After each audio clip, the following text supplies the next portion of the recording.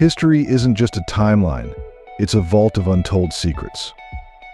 Some events were so shocking they were buried, erased, or deliberately overlooked.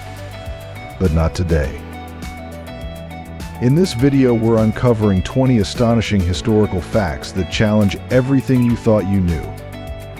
Let's begin. Linguistics and history are closely linked, showing that English, like most languages, has constantly evolved. English, a West Germanic language, originated from Anglian dialects and developed through three stages: Old English, Middle English, and Modern English. Old English emerged around the 450s AD when the Anglo-Saxons and Jutes settled in the British Isles. It was vastly different from today's English. Middle English appeared in the 10th century as Normandy and England united, leading to strong Norman influence. This stage made English more recognizable to modern speakers. Modern English partly owes its form to Shakespeare, who introduced about 2,200 new words and refined verb usage. Today, English is an international language spoken by over 2 billion people. Speaking of misconceptions, history is full of them. And one of the most famous myths involves a legendary French leader, but was he as short as people say? Many have heard the myth that Napoleon Bonaparte was short. In reality, this is one of the most common misconceptions about the French leader. But where did this rumor originate? In English-speaking countries, Napoleon was thought to be short due to confusion between French and English units of measurement. French feet in inches were slightly longer than English ones, and after Napoleon's death, his recorded height was 5 feet 2 inches in 4 French lines, which equals 170 centimeters. However, the English misinterpreted this measurement, reducing his height by almost 10 centimeters, which helped spread the myth. In truth, Napoleon's height was average for a Frenchman of his time. Did you grow up believing that Napoleon was short? Be honest, how surprised are you right now? Comment and chat with me. History books only tell half the story. Take the Great Wall of China, for example. We all know it as a defensive barrier, but what if I told you it had a secret purpose that most people never hear about? The construction of the Great Wall of China began in the 3rd century BC. From school textbooks, we learn that it was built primarily for protection against enemy raids. While this is largely true, historians suggest that the wall may have had additional purposes. At least 2 hypotheses have been proposed. The first suggests that the Great Wall could have served as a transport highway, as its width reached 5.5 meters, allowing 2 carts to pass. However, no historical records confirm this, and the cost of such construction would have outweighed its potential benefits. The second hypothesis proposes that building the Great Wall helped provide employment and foster national unity. Its construction may have played a role in strengthening the community and reinforcing a shared identity. We all grew up hearing the story of Christopher Columbus discovering America. But what if I told you that's not exactly true? Christopher Columbus was a skilled navigator, but he miscalculated his route and discovered a new continent instead of India. By the time he set sail, he had already traveled to Africa, England, Iceland, and Ireland. He believed that sailing west would lead to Asia, assuming the Earth was smaller than it is. On August 3, 1492, Columbus set off with 90 crew members on 3 ships, Pinta, Nina, and Santa Maria. Confident in his course, he instead reached the Bahamas and Haiti, mistaking them for India. He referred to the local people as Indians, a term that later became widely used to describe indigenous peoples of the Americas. In later voyages, he continued searching for India, but instead explored Central and South America. Despite his discoveries, he believed he had reached Asia. Between 1497 and 1502, Amerigo Vespucci identified America as a separate continent, leading to its name instead of Columbia. Some of the greatest inventions in history weren't planned, they were complete accidents. And one of them is probably sitting in your kitchen right now. Before exploring, I have a special 10-second request for all of you listening. If you can help me in any way, just hit the notification bell and hit that subscribe button. It helps this channel so much. And if you do that, I will do everything I can to make this show even better for you. Deal? The microwave oven is a key part of modern kitchens, saving time on reheating, defrosting, and cooking. Its origins trace back to 1920, when tube radio transmitters enabled high-frequency radio waves to heat substances. By 1933, Westinghouse demonstrated how short-wave transmitters could cook food quickly, paving the way for microwave technology. American engineer Percy Spencer played a crucial role in its invention. In 1945, while working with a magnetron, he noticed a chocolate bar in his pocket had melted. Realizing the heating potential of ultra-high-frequency radiation, he patented the microwave oven on October 8, 1945. 2 years later, Raytheon introduced the first microwave oven, Raytheon, for military use. By 1949, mass production began, but the $3,000 unit was too large and powerful for homes. In 1955, Tappan launched the first home microwave, initially facing low demand. Today, it is an essential appliance worldwide. Ancient civilizations had technology so advanced, some of it still works today. And the Romans may have built one of the most impressive engineering marvels of all time. Aqueducts were a major achievement of ancient Rome, enabling water supply and sewage systems to function. The first was built in 312 BC, and their convenience led to widespread construction. Most were underground, but engineers built above-ground arch bridges when necessary, reinforcing them with tiered arches for stability. Some, like the Pont du Gard in France, still exist today. Romans used stone, brick, volcanic rock, and concrete, carefully designing aqueducts with a downward slope for natural water flow. They relied on geodetic instruments like levels and angle meters for precision. Before laying pipes, they placed a stone base, ensuring a U-shaped design for maintenance access. To protect them, arch-shaped roofs prevented dust buildup, plaster sealed damp areas, and drainage systems managed groundwater. Despite being over 2,300 years old, many Roman aqueducts remain intact and could function for thousands more. Hollywood has shaped our idea of Vikings as horned helmet-wearing, battle-hungry warriors. But what if I told you that's not even close to the truth? The common image of a Viking, a Scandinavian warrior in a horned helmet wielding axes, is a stereotype. In reality, Vikings were seafarers from the 8th to the 11th century, known for long voyages. They were the first Europeans to reach America, establishing settlements in modern Canada. Contrary to popular belief, Vikings wore plain helmets without horns.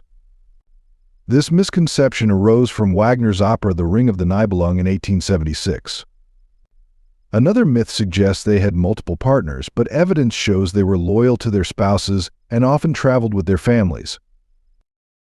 Far from being uneducated savages, Vikings had artistic skills, engaging in painting, wood carving, and metal stamping. You might think you know what the Statue of Liberty stands for, but its original purpose may surprise you. Sometimes the Statue of Liberty is incorrectly associated with immigration. On October 28, 1886, during its grand opening, thousands gathered as U.S. President Grover Cleveland gave a speech that did not mention immigrants. The statue was a gift from France, and its sculptor, Frederick Auguste Bartholdi, saw it as a symbol of freedom, equality, and Franco-American friendship. But why is this famous sculpture linked to immigration? This association stems from the sonnet The New Colossus by American poet Emma Lazarus. In it, she portrayed the statue as a beacon of hope for refugees seeking a new home in America. There are other myths about the Statue of Liberty, which I may explore in future videos. Imagine living in a time when summer barely existed, crops failed, and even birds froze mid-flight. This chilling period in history was so extreme, it changed the world forever. The Little Ice Age was a period of strong cooling that lasted from 1330 to 1850. Unlike ancient ice ages, this one was experienced by people in the Middle Ages, drastically changing their lives. European countries suffered the most, enduring harsh winters and unusually cold summers. In the 17th century, frosts even struck during July and August, leading to poor harvests and famine. Many animals perished, and in some regions birds reportedly froze mid-flight. The exact number of human casualties is unknown. Paintings from that time provide insight into the conditions people faced. Artists often depicted winter struggles, such as George Morland's Breaking the Ice, which shows a family collecting water from a frozen reservoir. Scientists suggest the Little Ice Age resulted from a slowdown in the Gulf Stream, increased volcanic activity, and decreased solar activity. Today we face the opposite phenomenon, global warming, which, like the Little Ice Age, can have significant consequences for our planet and humanity. Which of these dark historical facts shocked you the most? Or do you know of a disturbing event that wasn't covered in this video? Drop it in the comments. I read every single one. A plague that didn't cause coughing or fevers, but instead forced people to dance until they collapsed? Sounds like something out of a horror movie, but this happened. The dancing plague of 1518 in Strasbourg remains one of history's strangest epidemics. It began when Madame Truffy started dancing in the street, soon joined by others. Within a week, over 1,000 people were dancing non-stop, collapsing from exhaustion but resuming after rest. Authorities first tried treating them by providing a municipal hall and an orchestra, but this failed. They then attempted a common historical medical practice, which also proved ineffective. Eventually, they removed the dancers from the city, ending the epidemic. Similar outbreaks occurred in the 14th century in France, the 15th century in Belgium, and the 19th century in Madagascar.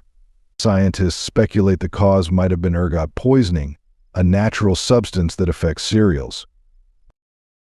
You'd think a war between humans and birds would be an easy victory for us, right? Well, think again, because this battle was won for the history books. After the First World War, 5,000 Australian soldiers were given land in the West, but their crops were soon destroyed by a massive invasion of emus.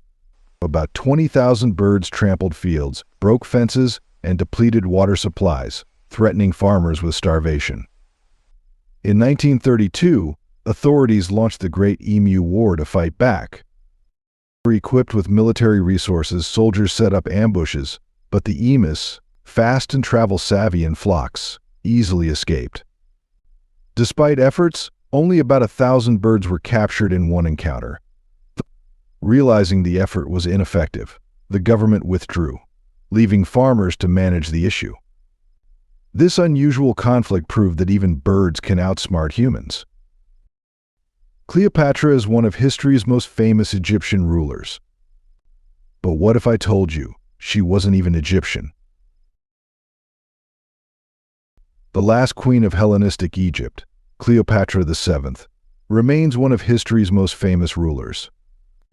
While previous Egyptian queens were native Egyptians, Cleopatra's ancestry traced back to Ptolemy I Soter, a general of Alexander the Great.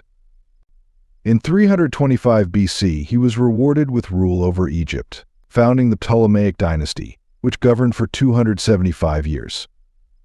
The dynasty's rulers were of Macedonian origin, and historical records link them to Greek culture. Despite this, Cleopatra strongly identified with Egypt. She was the first in her dynasty to learn the Egyptian language and adopt traditional attire worn by Egyptian queens. We take our calendar for granted, but when the world switched to the Gregorian calendar, people were so outraged they rioted in the streets. The Gregorian calendar was introduced on October 15, 1582, by Pope Gregory XIII, replacing the Julian calendar. It is now used in most countries. Based on Earth's orbit around the Sun, it defines a year as 365.2425 days, with leap years every 400 years. At its introduction, it differed from the Julian calendar by 10 days, a gap that increases by 3 days every 400 years due to different leap year rules. Its adoption faced resistance, including debates among scholars. Despite initial concerns, Spain, Portugal, Italy, the Grand Duchy of Lithuania, and the Kingdom of Poland were the first to implement it. Saudi Arabia was the last to adopt it in 2016. If you made it this far, you're clearly as fascinated by history's dark side as I am. Hit that like button to support more deep dives into the forgotten and forbidden. America's first president is often portrayed as a symbol of strength, but behind his powerful image was a painful secret, and it had everything to do with his teeth. George Washington, the first U.S. president, is known as a founding figure, but few know about his dental struggles. At 20, his teeth began falling out for unknown reasons. By his inauguration in 1789, he had only one tooth left. To improve his appearance, he turned to Dr. John Greenwood, who made custom dentures for him. Contrary to myth, his dentures were not wooden, as wood would deteriorate quickly. Instead, they were made from materials such as ivory and other animal sources, held together by a gold plate.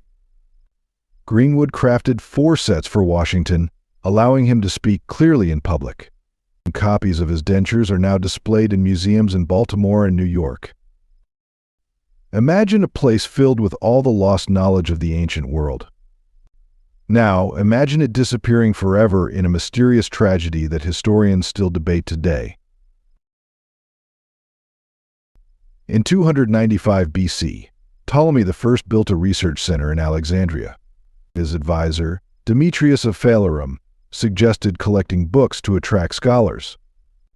The plan worked, bringing thinkers like Plato and Zenodotus of Ephesus. Zenodotus, the first library keeper, used treasury funds to acquire 5,000 rare books. The library grew as ships entering Alexandria were searched for manuscripts. Originals were kept, and copies returned. With about 1 million manuscripts, it became the world's largest library, preserving Greek, Jewish, Egyptian, and Babylonian works. It also housed laboratories, a medical school, and the first Greek translation of the Old Testament, making it a key scientific center. In 48 BC, during Julius Caesar's involvement in Cleopatra's war with Ptolemy XIII, a fire destroyed many books. Later attempts to restore it failed when Alexandria became a Roman province. The exact cause of its final destruction remains uncertain, with theories including damage during later conflicts, orders from ruling authorities, or the relocation of books to Constantinople. With its loss, much ancient knowledge vanished forever. It's on burgers, fries, and hot dogs everywhere. But did you know that ketchup wasn't originally made from tomatoes? Its early versions might shock you.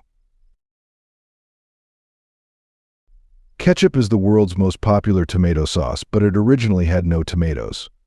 Its origins trace back to China, where a similar fish-based sauce called ketchup was used. In the early 18th century, British merchants brought it home, and the recipe evolved with ingredients like mushrooms, nuts, fruits, and oysters. Tomato ketchup first appeared in 1876, introduced by the American brand Heinz. Since the product was unfamiliar, Heinz used transparent glass bottles to build trust. At them over time, ketchup gained popularity in the United States and eventually worldwide. It's one of America's most iconic landmarks, but its history isn't as clean-cut as you might think. The story behind Mount Rushmore is far more complicated. Mount Rushmore became famous after sculptor Gutzon Borglum began carving the faces of 4 U.S. presidents into its granite in 1927. You know it was once sacred to Native American tribes and called Tsilasakpi Paha, meaning Mountain of 6 Grandfathers in Lakota. It was believed to house the spirits of Lakota, Cheyenne, and Arapaho ancestors. The area's history changed with the arrival of settlers. In 1884, New York lawyer Charles Rushmore visited the Black Hills while searching for a mining site. He later helped fund the monument, leading to the mountain being named after him. While now a famous landmark, its history reflects the cultural significance it once held for Native American tribes. The life of a pirate may seem adventurous and glamorous in the movies, but in reality it was full of disease, hardship, and some pretty disgusting survival tactics. The real life of pirates was far from what is shown in movies. In Pirates of the Caribbean, buccaneer ships appear grand, filled with food, drink, and entertainment. In reality, pirates often sailed on small, aging ships with poor sanitary conditions. They transported live animals on board, leading to disease, and used a designated area at the bow of the ship for hygiene purposes. Poor nutrition caused stomach illnesses and scurvy, while clean water was scarce, quickly becoming stale in barrels. To make it drinkable, pirates mixed it with rum, not for fun, but out of necessity. Life at sea was also full of dangers, including shipwrecks and violent encounters during raids. The adventurous image of pirates contrasts sharply with the harsh realities they faced. You might have heard that Benjamin Franklin wanted the turkey to be the national bird of the U.S. But is there any truth to this bizarre claim? A common myth suggests Benjamin Franklin wanted the turkey, not the bald eagle, as the national symbol of the United States. In reality, among his proposed symbols were images of Moses and an Egyptian pharaoh. The misconception comes from a letter he wrote to his daughter in 1776. In a humorous tone, Franklin remarked that a turkey, being brave and feisty, would have been a better symbol than a bald eagle. He found eagles less noble because they sometimes feed on carrion. While Franklin never seriously proposed the turkey as the national emblem, his letter led to this enduring myth. The Vikings were feared for their brutality, but nothing is more terrifying than a punishment so gruesome it became legend. But did it happen? Let's find out. The Vikings were fierce warriors, known for their battles and conquests, but one method of punishment stands out: the blood eagle. Described in medieval Norse sagas, it was said to be so severe that even hardened warriors dreaded it. According to the sagas, the blood eagle was a form of extreme punishment for the enemies of Viking leaders. The victim, often a rival king or traitor, was captured and subjected to a ritual meant to display Viking dominance. Some accounts describe it as involving severe injuries to the back and chest, symbolizing wings. This gruesome imagery was likely meant to instill fear. Despite these accounts, historians doubt its authenticity.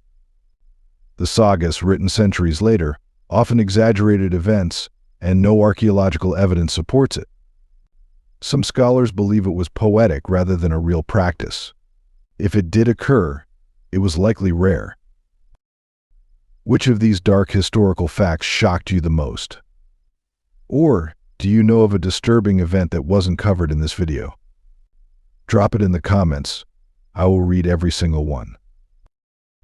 If you found today's video interesting, don't hesitate to hit the like button and subscribe to my channel. Your support is very important to us. Be sure to check out the next video appearing on your screen. You're sure to love the content we bring. Please leave a comment about which country you'd like us to explore next. Thank you for watching and see you in the latest video. Thanks for being with us. Leave a comment, like to show your support, and remember to hit that subscribe button for more exciting videos. See you next time.